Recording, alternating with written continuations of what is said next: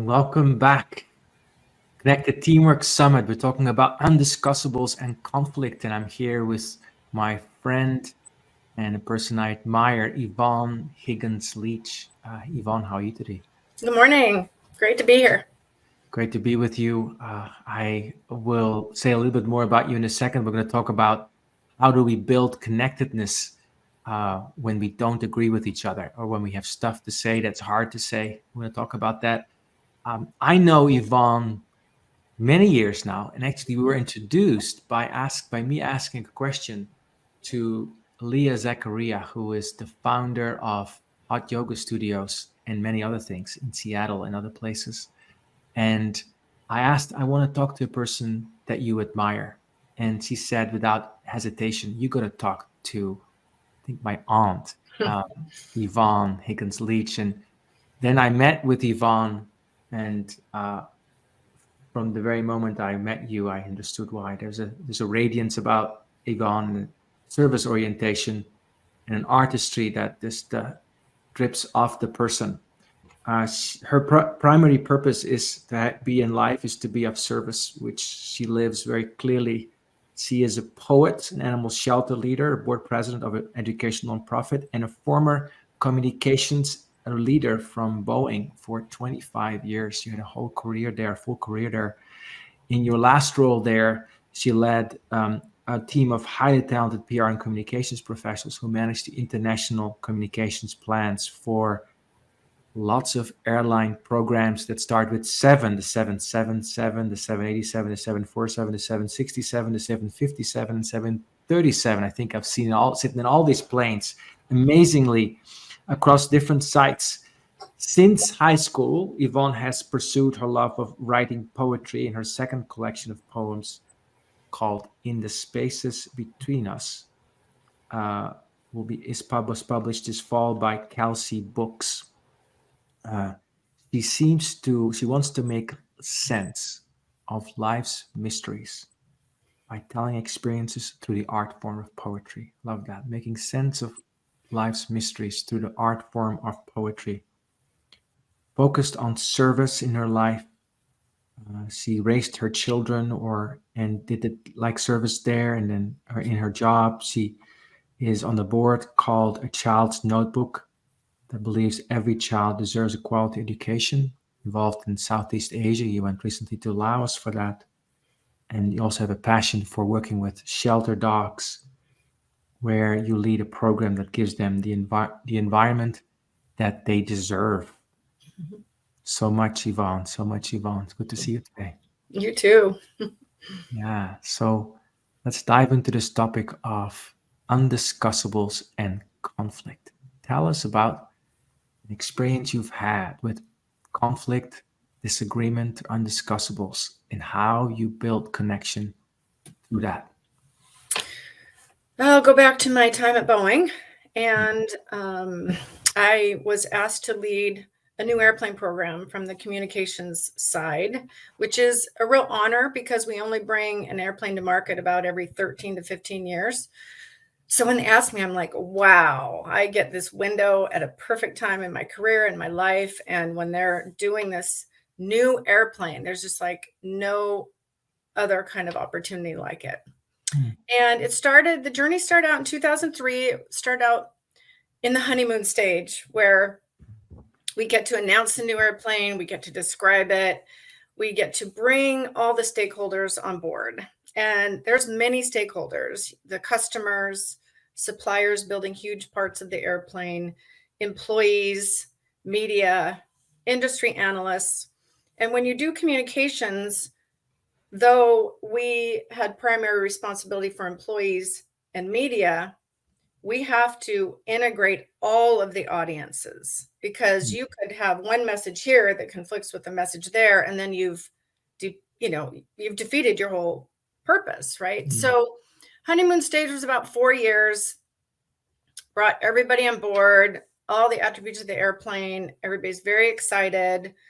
And 2007 arrived, and we had the rollout of the airplane. We did it beautifully. But then after that, we started to have some issues that varied from production, supplier, some technical. And that, we knew we'd have some challenges, but we didn't know that they might be in order. So what I mean by that is over the next 2007, 2 years, we had 7 program delays. So here you've got all 2 these, years. yeah, we got all these stakeholders very excited. You're bringing us on the journey. This is going so great. And then it's like, whoa, what is happening? And for example, one delay was 6 months. So from the media standpoint, which was one of our primary stakeholders, we had them on the journey and they were excited. They'd come to Seattle. We'd have summits. We brought a road show out internationally. It was multimedia. We told them about every development milestone. And now all of a sudden we're stopped in our tracks. And it was really difficult. It was difficult on every stakeholder.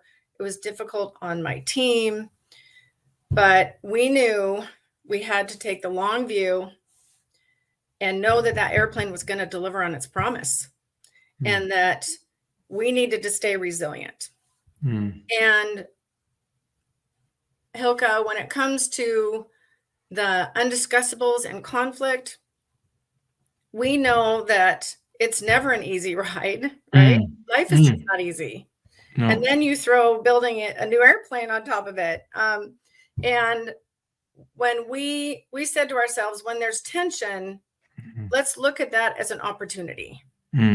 Let's not bring fear to the table or egos or agendas or your personality issues. Let's look at what the tension is and get curious about it and have conversations around that so that we can get to the best possible solution.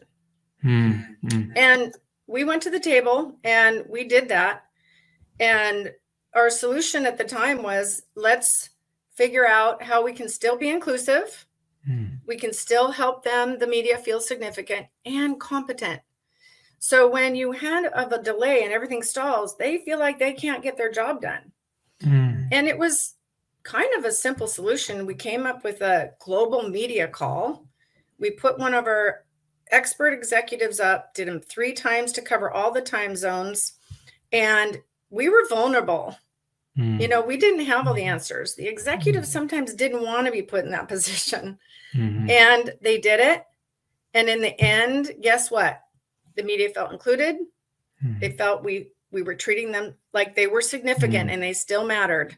And then they could be competent and go do their job. So we connected, we brought them back in and brought them on the journey, even though the journey got difficult. So much a story of going from conflict to more confluence, where things are coming together as opposed to knocking in each other. Where I'm curious is what your process was in this, because here you are, Yvonne, leading a lot of this, or co-leading a lot of this. And so there's this launch delay. There's 7 delays in 2 years. And one of them is 6 months. What was going on inside of you at first? Great question.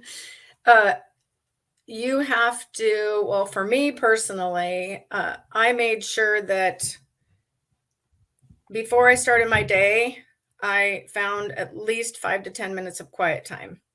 And I absolutely had to have that. And we were very early. Boeing was, it's manufacturing. We're up early. And for 2 years, we had a 6:30 in-person meeting in our offices.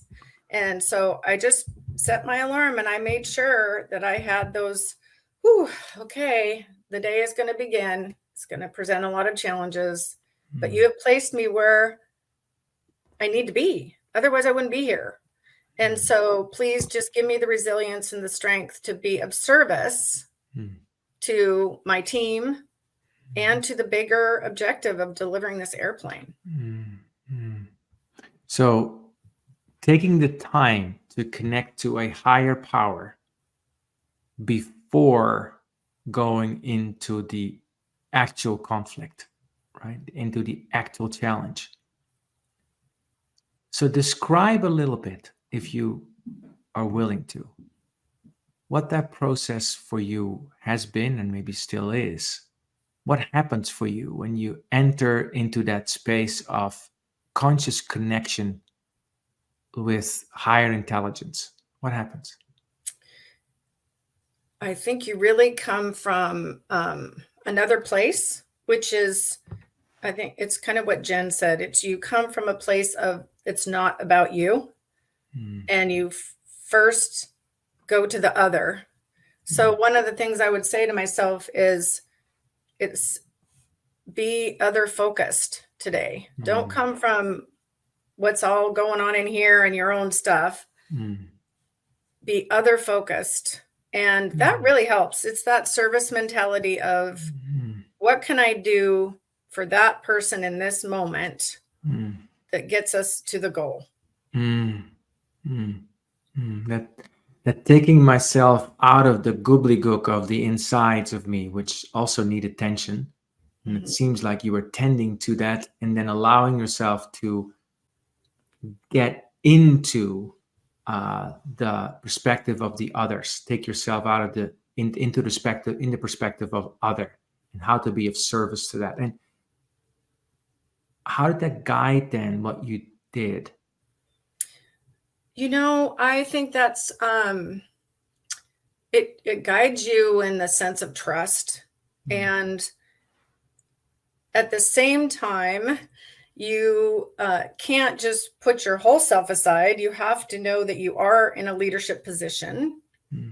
And I think our responsibility there is to provide the structure and the process so there's accountability. So if I can continue to tell the story, because this was a 10-year story. Yes, by all means. Now we get past those 7 delays and by golly, we get that airplane in the air. So we had first flight, we got an entry into service. Guess what? We delivered the airplane to customers.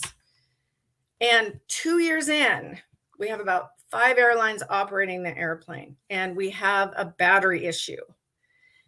And lithium ion batteries were kind of a new technology, and they started on fire in the airplanes. And we ended up grounding the 787 fleet. And the FAA did it, and then the European agencies followed, and the Asian agencies followed. And it was the first time a single aircraft fleet was grounded since 1979. And it was grounded for 3 months while we found a technical solution. And at that point, it was like, okay, this is really huge, and we need an operations center, and we need to gather every day, and we need our objective and goal up on the wall, and we need a place for each stakeholder who's responsible. So our customers, our supplier people, our industry people, our social media people, our media people. And we set up a process that was reliable, repeatable, and had clear roles and responsibilities. So again, I'll go back to everyone who had a stakeholder felt included, significant, and competent in doing their job and meeting the needs of their stakeholder groups. That was one of the best things we ever did, because people could trust a process and they knew where they fit in. And we're going to take a break in a second. I want to explore more after the break about how do you create inclusion in conflict, right? And at the same time make progress, because I can imagine getting lost in the inclusion while the time's ticking. These 787s are grounded for 3 months. So like that. So let's explore that after the break. How do we integrate being inclusive with being decisive and making progress? See you after the break.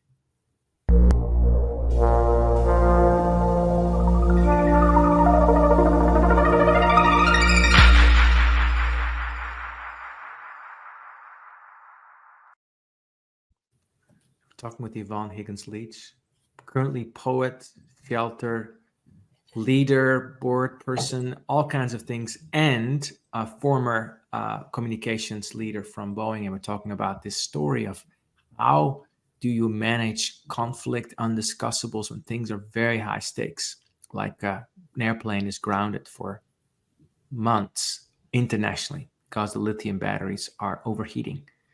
So tell us what happens next, and how do you balance inclusiveness with decisiveness? Again, I go back to process, because every day at 3 o'clock, we gathered in that room and we knew who had what role and what they were accountable for. So once you set that up, there's trust built in the room and understanding. So every day, a person was a lead for each stakeholder, and they would get up and they would brief us on what steps are taking, what tools are in development, and what's next for the next day or week. And you know what? Differences came up. People would say, wait a minute, you can't tell the supplier that first, because if you tell them, then the customers will hear without them hearing from the salespeople. So it was a safe environment, but those undiscussables were allowed to come forward because everybody had time and space in that room to tell what action they were taking. And then people could say, wait, let's put on the brakes for a minute and talk about this. Mm-hmm. And so we weren't afraid of that. We wanted those opportunities to come up, because then we could make sure that if we needed to rejigger something, we did it. And we didn't have negative consequences by having those discussions early and at that point in time. How do you create a context where people actually are willing to share? Because yes, you have process, yes, you have clear roles and responsibilities, and yet I can imagine all kinds of personal agendas rotating around and pressure on people to deliver and say the right thing. And how do you create a context where actually people are sharing what they need to share? You know, we started every meeting by reviewing our purpose statement.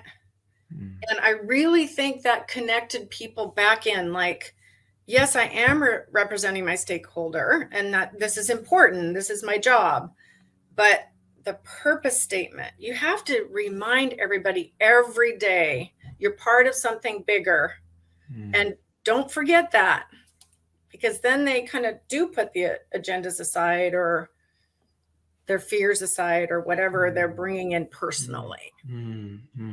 This is the recurring theme that I've heard in this conference, that when we connect ourselves to something bigger, Matt Oppenheimer from Remitly talked about this yesterday, then that opens the space to authenticity. And I hear you say that again today, that when we connect ourselves to something bigger, it helps people to set aside the personal agendas and be willing to actually talk about the stuff that needs to be talked about, because people realize it's not about mini me. It's about a much bigger purpose. Yeah. That's great. Yeah. I can see why that's a theme. Yeah. Say more about that. I think when you see it, it resonates. Like, it is what gets you from being part of something that's heavy and burdened, and you don't feel productive and you don't feel that connection. And when you see it and feel it, you know it's working. Like, we look forward to those 3:30 meetings. We couldn't wait to get in there and have these discussions and, make sure we were all on the same page.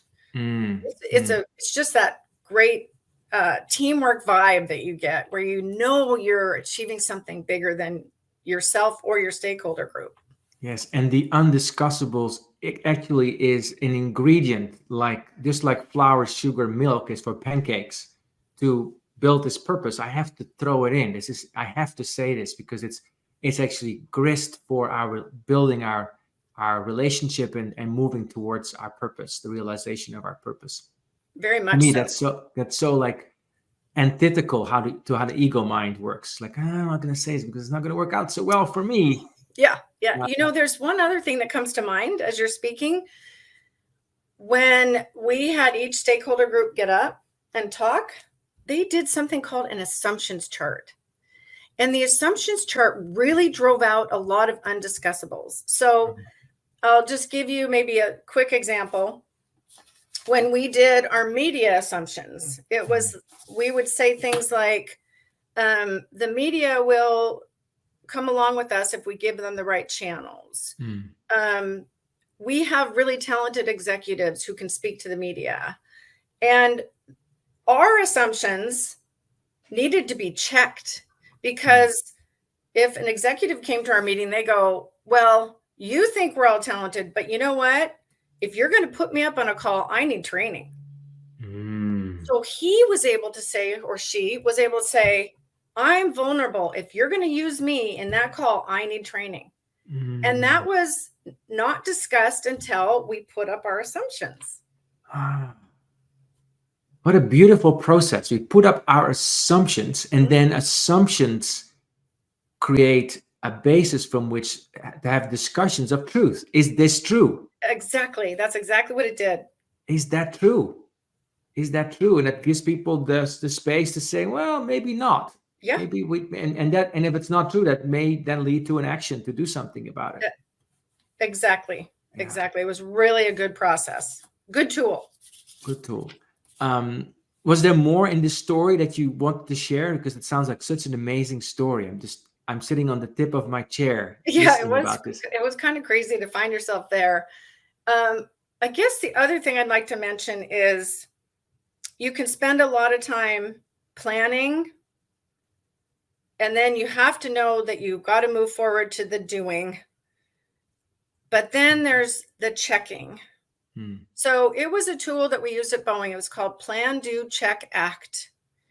And so many times when you're in the middle of something that intense, you forget to check. And we made sure we took the time to step back and check. So check in with the media. How are they doing? Check in with employees. Are the messages resonating? Are the tools working? And it's very hard for teams to spend time checking because it takes resources and time. But what an essential step. We really realigned at times based on doing a thorough check. Please do check, act. Plan, do, check, act. Plan, do, check, act. Plan, do, check, act. Beautiful. What would you say to somebody who is in the midst of it? Like where the undiscussables are subterranean and they've been there for a while. And there may be hesitation to talk about it. What would you say to a person like that? It sounds like it's a little, I don't know, elementary, but this was a tool I used. If it was a one-on-one with a person and I wasn't feeling like there was that connection, or if we were in the team setting and I wasn't getting that sense of, I don't feel the good vibe today, I asked the question, what else? That's all I said is, what else? And I could not believe how many doors opened with that question, because we could have finished the meeting. The person could have walked out of the room. But when I asked what else, you cannot believe what came up. The other stuff came up. Well, they felt an opening. That sounds like a poem to me. What else? Yeah, I might use that. What else? What a powerful question. What else as a way to open the door to what needs to be said? And what else is a way to be courageous, both to talk about what needs to be talked about, right? What needs to be talked about. What happened within yourself, Yvonne, as you asked that question? When you asked that question, how did that feel in you? Well, that's such a great question, because you're vulnerable in asking the question, because you don't know what's going to come. You're getting a sense of something, and then you have to be open to okay, wow, there was something else there. And to me, I went back to my morning. I'm other focused. I'm of service to this person today. This is why I'm here now. And it goes back to the what else question. You're other focused. Other focused. What a great way to practice compassion. What a great way to practice compassion. I'm sitting with that and reflecting on the power of that question in my own life. Last question. What would you say to somebody who thinks, well, I don't have time to ask that question. I've got to move on. It never disappointed me when I asked that question. Something deeper happened every time I asked it. And it's important to practice your own vulnerability day in and day out. And just be brave. Ask the question. And things will move on better and more productively after that conversation happens. What else? Almost sounds like a prayer. Tell me. I'm here. Like it's opening yourself to the unknown where all the richness is. Beautiful, beautiful. So as you're in this stage of life, how do you practice with this what else question for yourself? I practice it in now the other things I'm doing. I practice it in my poetry. What else is there? What have I been living with? What's been stirring in there? What else is going on that makes me want to create a poem? I don't want to create a poem about something that's not meaningful. So I do ask that question. And in working with the dogs and the program, what else can we do to help the volunteers feel involved and included and competent? It applies really to everything that I'm doing now. And with the nonprofit, it's just it's a really good way to go deeper so that you're getting to the best possible solutions for everybody involved. Thank you so much, Yvonne.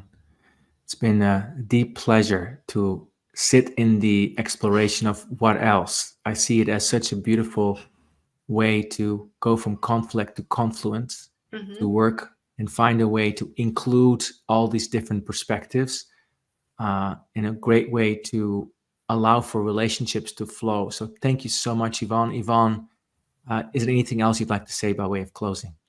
Oh, it's just been so wonderful to be part of this summit, and what fantastic people, and the work that you're doing just couldn't be more timely. Thank you for including me. Great. I'm going to practice this question, what else, during election season when I talk to somebody who I know voted for the other party. That's a good one. What will happen in our conversation. That is my commitment. You're listening. I appreciate you listening and participating in this summit. We've been talking to Yvonne Higgins Leach, who is a poet, an animal shelter caregiver, board member, and so many other things, and a teacher of life, of many things, including this beautiful question, what else? To unearth that what needs to come from under the surface to the space of the heart. So thank you so much, everyone, for listening. We're going to take a short break right now of about half an hour before we look at the two final team-defining moments that we're going to discuss in this conference, hurt and departures. See you in about 30 minutes.